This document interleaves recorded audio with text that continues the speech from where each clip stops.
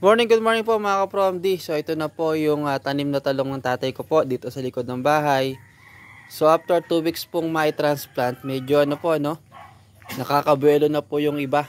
Pero medyo yung iba medyo iwan siya. Pero yung iba mga ka-From D yan, medyo nakakabuelo na po Medyo magaganda na yung kanyang forma. Pero ano naman yan, mag-aabot-abot naman po yan. Yan. Marami-rami na po yung yung malalaki na. Pero lang iba talaga na naiwan, pero ano po yan, habol pa po yan. Medyo lang to mga ka-From D, medyo malimit yung pagkakatanim. Kasi magsisiksikan yan lalo pag talagang naglakihan na po yung mga talong. So pagka ganito, pwede kayong halimbawa itong isang hilera, lagyan po ninyo ng pagitan, wag po ninyong taniman ng talong. Pwede kayong mag-intercrop ng mustasa o kaya ng pechay, sa pagitan, kasi masyado pong malapit yan. Tingnan nyo itong dalawa na to. Pag lumaki po yan, magkakadikit-dikit.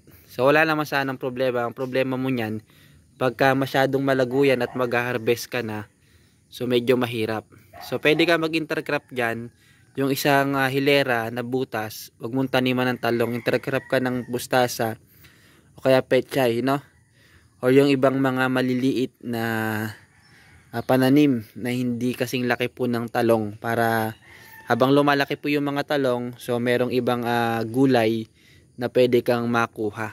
Then kapag talaga nakabuelo na po yung talong, halimbawa yung mustasa yung intercrop mo dyan, ay na-harvest mo na yung mustasa. At kapag yung talong inamumunga na, so yung ginawa mong isang butas na hilera na pagitan sa bawat dalawang dalawang butas na ito, halimbawa yan saka itong isa, yan, itong gitna, wag mong lagyan taniman ng talong, iba talim mo yung maliliit lang, para pagka malaki na yung talong at nagbunga na talaga siya, meron kang dadaanan pag nag-harvest ka, hindi masyadong mabubugbog kakadaan tuwing mamimitas yung pong ating mga puno po ng talong. So ayan, nag-update lang po tayo dahil binidyohan po natin ito noong nakaraan.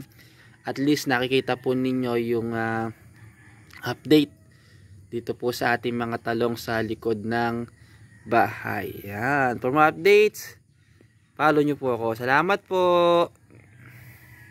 Itong isa, medyo malaki ng isang yun, saka ang dami niyang talbos, ang dami niyang sanga. Yan, salamat sa Diyos.